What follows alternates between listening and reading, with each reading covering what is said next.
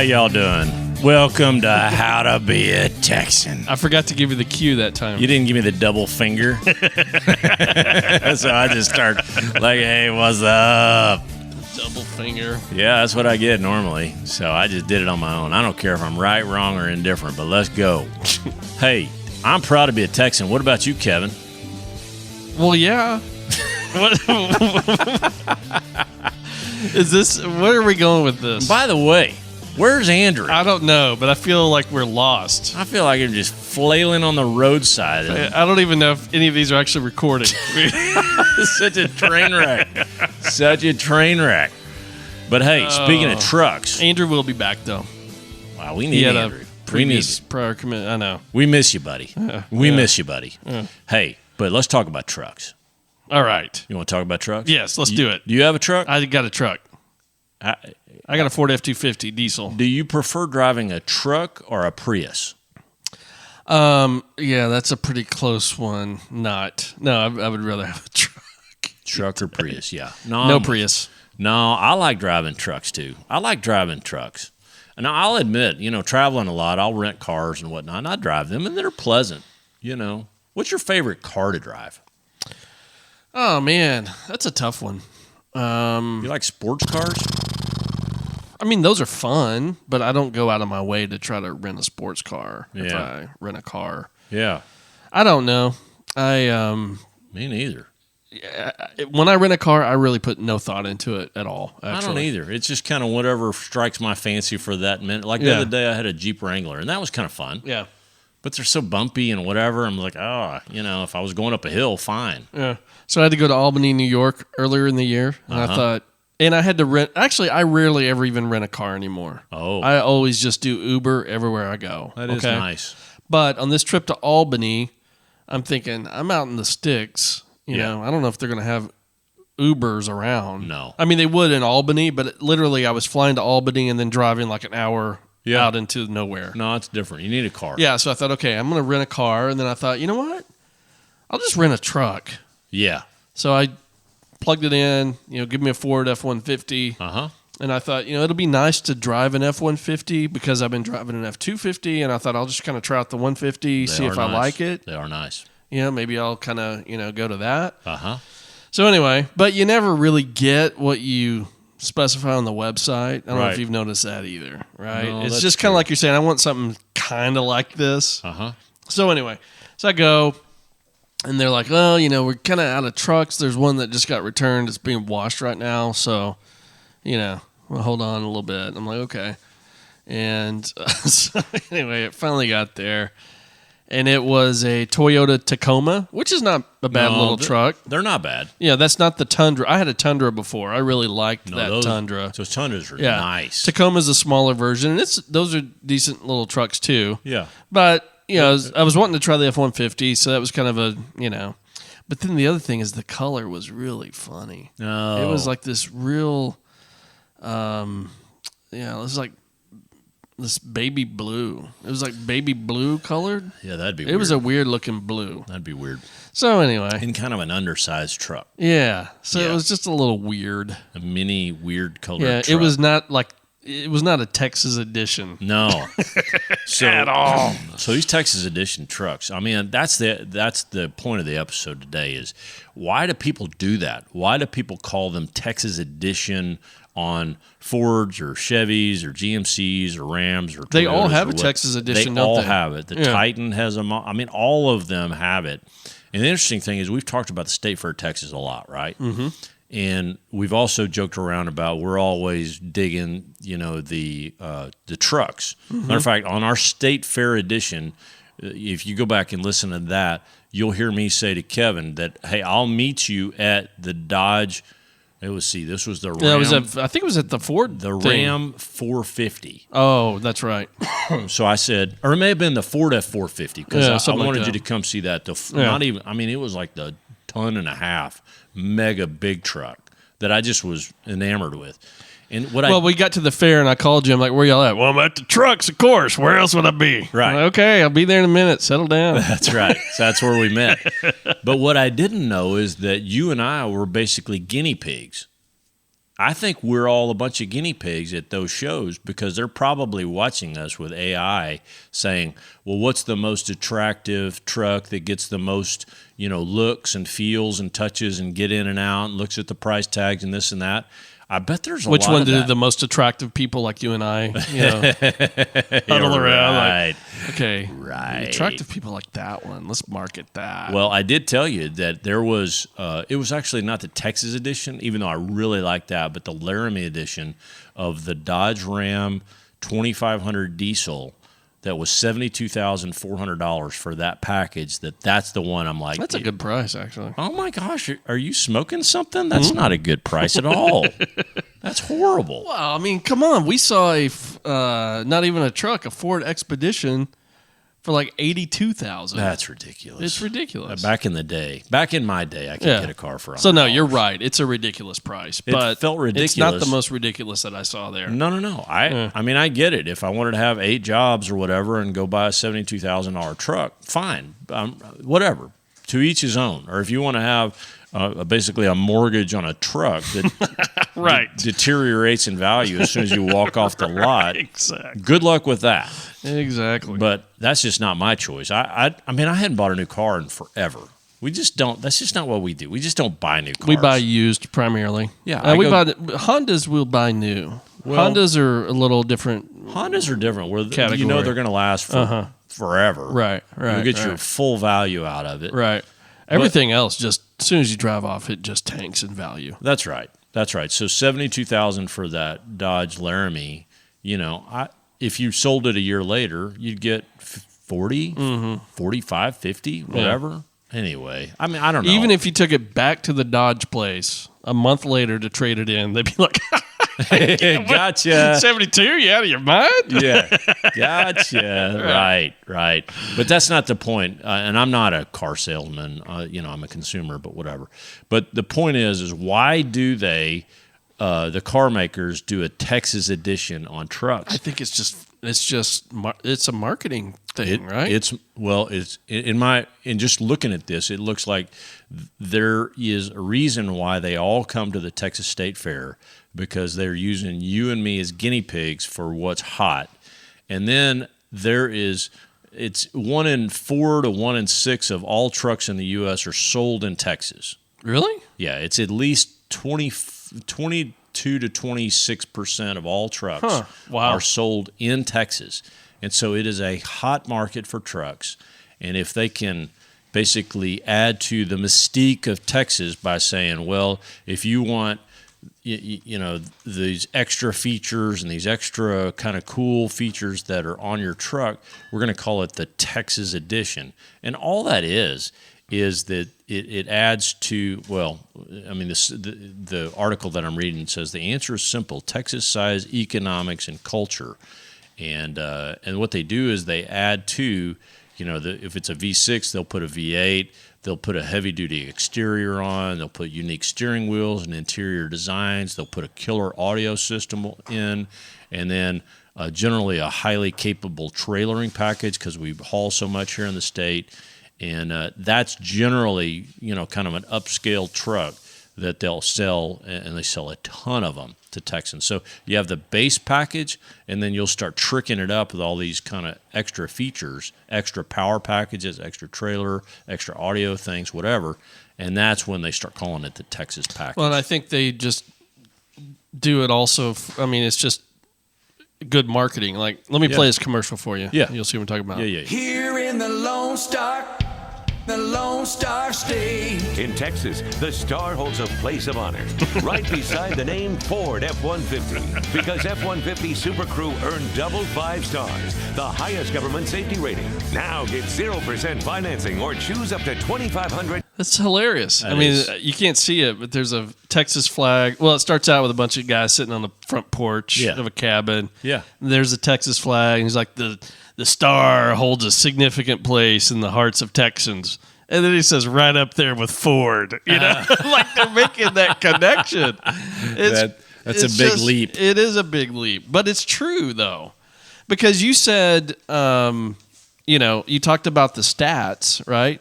And so if 25% of those Fords are being sold in Texas, and I just looked this up to verify it, but Ford F-150 is the most popular vehicle of all time. Oh, yeah. Period. Yeah.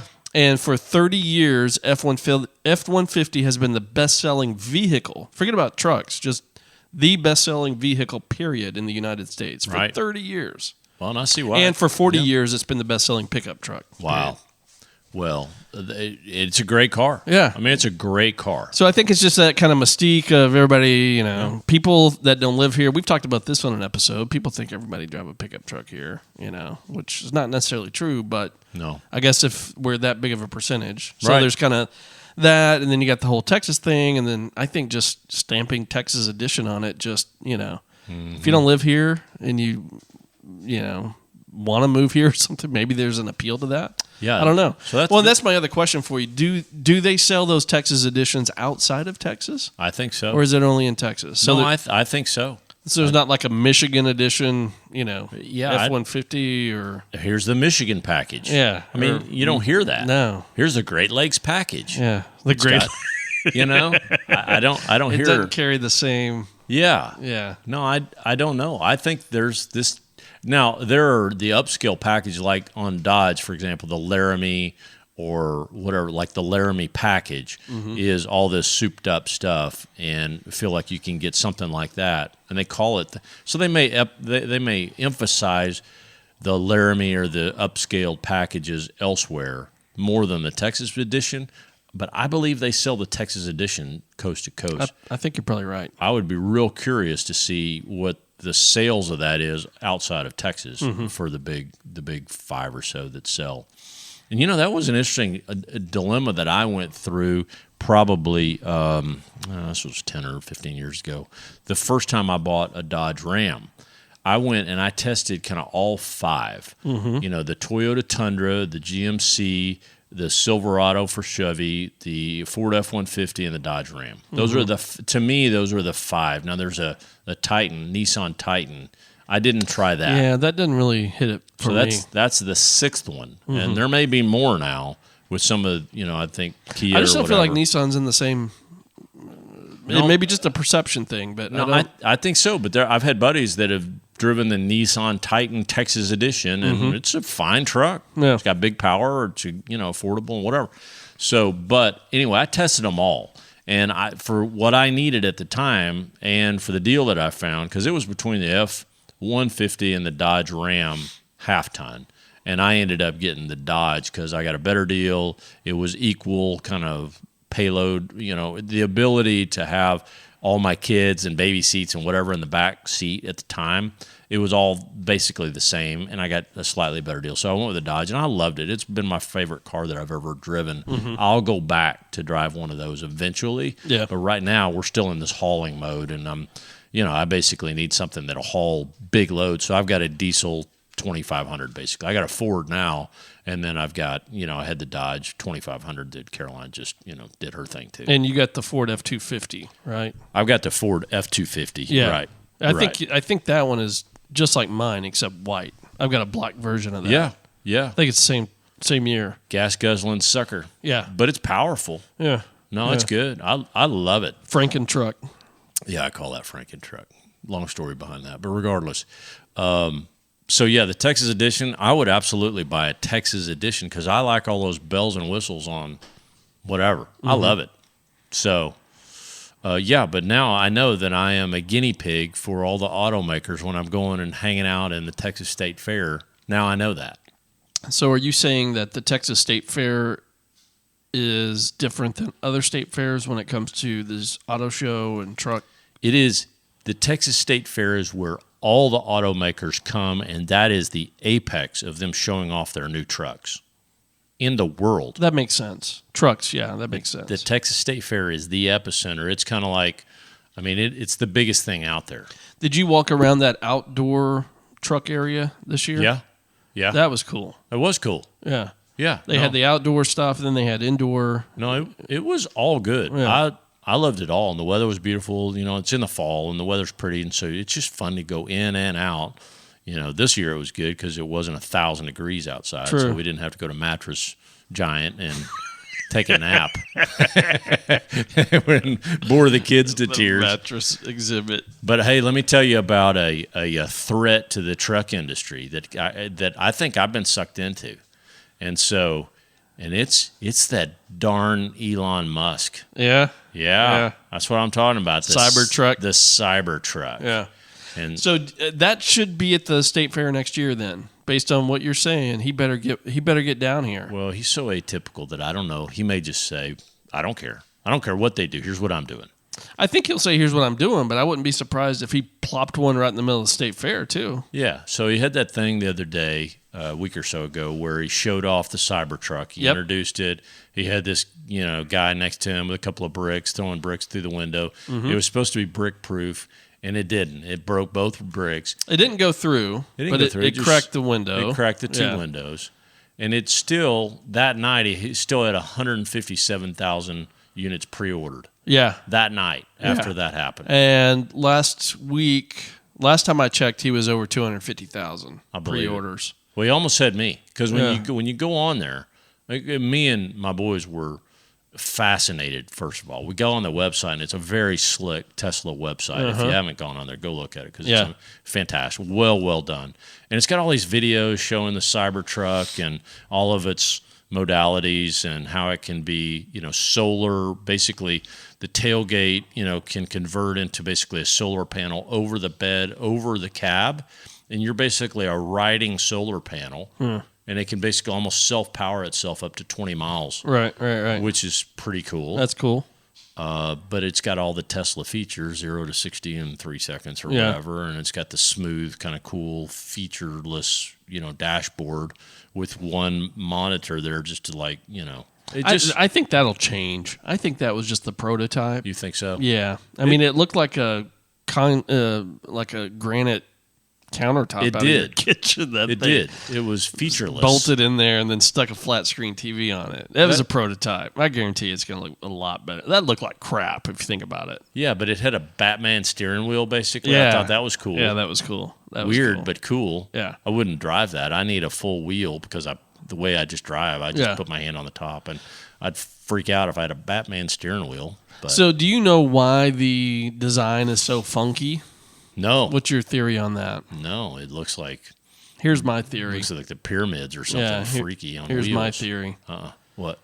I don't think you could really legitimately have an electric truck with a traditional truck style. Your battery would just be zapped. Because it's too heavy. Not weight, but just aerodynamics. Oh, So I think it's the aerodynamics that they had to design in order to make the thing, have enough battery life to be decent is why it looks the way it does. well, I don't know that there was a whole lot of hey, I think he's claiming, we're trying to be radically different. Yeah. But I think at the same time, I think you kind of got to do something like that for Yeah. an electric truck because No, I it do is a too. big, heavy thing. It is. Yeah. So you got to have to be super aerodynamic to have any decent battery life on it. I'm just curious what the weight is of it compared to a traditional truck, because I immediately went to the hauling capabilities, and there's a single, double, and triple option you can buy for that. And it's the single is 7,500 pound towing capacity. The double and triple both get up to 10,000 pounds, but I think with one has a far more limited range, and the third one, the kind of the 1 ton equivalent over on this, would be the 10,000 pounds at a longer capacity. And for me, that still doesn't do it, because again, if I'm hauling, I've got a 10,300 pound triple trailer, a 3-horse slant trailer with 11 quarters in it, and then you add 2 horses or 3 horses that are 1,400 pounds apiece. That gets me up to 16,000 immediately. If I'm hauling 1,100 pound bales on a 5,000 pound trailer, that gets me up to 18,000 pounds immediately. So, So F-250 is 15,000 pounds, Right, according and- to the website and here. I've tested Yeah. that beyond its capabilities. Yeah. That's just what they're safe to tell you to do. Oh, right? no, But you can always do more Well, but easily. I'll be honest with you. I've hauled more than that, and I have felt very unsafe. And it's not the takeoff. It's the stopping. Stopping, yeah, I know. And the I know reason what you why mean. they create those dualies, guys have tried to explain why the dualies are, for those of you who don't know, so the trucks have, 2 front tires, 2 back tires, but the dualies are the 2 front tires, 4 back tires. And it's really around stopping capacity. They give you additional power, surface area friction, so that you'll have greater stopping power. Mm-hmm. And so you can carry the 20,000-pound load with the same engine that's in the 3/4 ton diesel on a 1-ton diesel because it's a dually and you have greater stopping power. Makes sense, yeah. Yeah, that makes it did. total sense. Yeah, it's all just engineering. But I don't know that you're gonna anytime soon be able to. Yeah, the 350 is 20,000-pound towing capacity, but Man, I just guessed. I was pretty close. I just don't It was see how you exactly could, right. I just totally guessed at that. Yeah. That's amazing. I'm kidding. But with an electric truck, you're just gonna not be able to do that. I mean, No, but maybe eventually they will, but not with today's technology. Yeah, Because but- your battery would last like 5 minutes. Well, but think about your tradition. 90% of your truck drivers out there are not hauling, and if they haul something on occasion, Mm-hmm. and it's pretty light. Like we're moving the church van around. Yeah, and that's the F-150 market. Yeah, That's the F-150 market. Yeah. Yeah, and then you get into people like me that are hauling horses and hay and cows and whatever, and you need something heavier on occasion. But for the most part, I'm still just driving around my truck, and the Cybertruck would be wonderful if we can get to an electric version of a truck that you can actually throw stuff in the back and not feel bad about it, like I'm going to break the solar panels. Now I did have a cool tailgate. It's like. The tailgate on at least the demo was like it would triple out into a ramp and fall down, and then you could bring your 4-wheeler up into it. Yeah, I saw that. That was cool. I like that. So Yeah, it's interesting. yeah, it was all cool. But, I'm not surprised that they got 250,000 pre-orders because you know what it costs to pre-order? $100. $100. I almost put it down. Yeah. Just for fun, because for it was fun. fully refundable. And I think the first, you're basically locking in today's price for a truck, that's going to come out 2 years from now or whenever. Well, and that 1,500 half-ton model, however much it weighs, it was the sticker price was like $37,900, which is pretty reasonable for a truck. Yeah. So it's not pricing itself out. Now the question is, is it just the first generation piece of crap and the batteries are dead immediately and you could take it back and it's always got to be upgraded and on the software and you're like, well, this sucks. I mean, who knows? Where I think it does have an advantage, now that I'm just kind of thinking through things here, is hail. That thing is going to be pretty much hail-proof. Really? Yeah. Why is that? You didn't see them throwing those bowling balls up against the door? Before they threw it against the glass, they threw it against the door. Oh, really? Yeah. So you got a solid stainless steel body that is also bulletproof. Holy cow. Yeah. Okay, no, I didn't. So see hail protection, that would be strong. that's strong. Yeah. Because Check. we Big got advantage. hammered on the Oh, we did too. hailstorm. Yeah. No, we did too. And it's a total whip to go and try to get all those hail extractions Yeah. out of it. Whatever. Yeah. But hey, Texas edition, to me, it's a marketing scheme, and sign me up. I guess I'm a big sucker because all it is upgraded accoutrements on the inside, whether it's your media package or your towing package or your power package or whatever. It's just extra bells and whistles that make the truck far more comfortable to drive. But whatever. I'm okay with that. Oh, I am too. That first truck I had was a Laramie Edition Dodge Ram 1500. It was awesome. Loved it. Heated seats, it had a heated steering wheel. I'd never had one of those. That's It nice. was awesome on a cold day. Yeah. Very cool. Yeah, All right. What else? that's it. Any ranch updates? Nah, I don't have anything. No? Nah, I'm good. No? Chickens, I don't know what's going on with the chickens because they have just stopped. What do you mean stopped? Well, Amy's like, we need eggs. And Oh, they stopped laying eggs? we need eggs. And I don't know what happened. Sometimes they'll get mad and they'll lay an egg and they'll turn around and stomp it. Stupid chickens. So I'll No, get in. it sounds like they're eating the eggs. So I'll get in there. Sometimes at night. you may have one that's eating those eggs. Well, I don't think they're know. stomping on it. And there must be laying like every third day or something. That must be slowing down or something. I got to get some more. Something chickens. happened. I got to get some more chickens. Dude, I'm down to 8 now. Huh. Ours have cranked up the laying. Really? Yeah. We're getting tons of eggs now. But Yeah. we've only got 6. I got to get chickens. more. Yeah. Amy won't let me get too many more. I wonder why yours have stopped. They're just slowing down. They Sometimes- haven't stopped. Yeah, so like ours will slow down. Like if one of them gets eaten, like Yeah. if one of their friends gets eaten, then that'll freak them out and they won't lay eggs for a little while. Well, they went from free range to not free range because of all these dogs. It's like a dog fest over at my place right now with 4 dogs. It's so ridiculous. Because Caroline got a dog, we got that Boo puppy, and Karis's dog, and then Sully. So I got 4 dogs plus Dixie behind me. She's always at that. So I got 5 dogs. I can't leave the chickens, let them free range anymore because they ate one. That's why they're pissed off. They are. Yeah. But that was a month ago. You'd think they'd chill out. Yeah, I don't know. Whatever. I don't Chickens. know. Well, do they still get out in like the garden area and stuff? They can. I get give out, them the right? garden, so they've got the chicken yard and the garden, and I've got all that netted over. Oh, okay. So they can still get out in free range around there. It's just not the rest of the range. property. It's just kind of they feel like Bubble Boy or something. I don't know. It's like, but they're mad, and so Amy's getting on me because I'm like I can't make them make eggs because she needs eggs. And so, I just like your thought of and laid an egg, turn around, stomped on it, I think just to have a bad attitude. yeah, just because I won't let them free range, so they're like, well, you're not getting this egg, sucker. So wrong. So anyway, well, hey, thank y'all for listening to our Texas edition on trucks today. We'll see y'all later. All right, adios. Take care. Bye.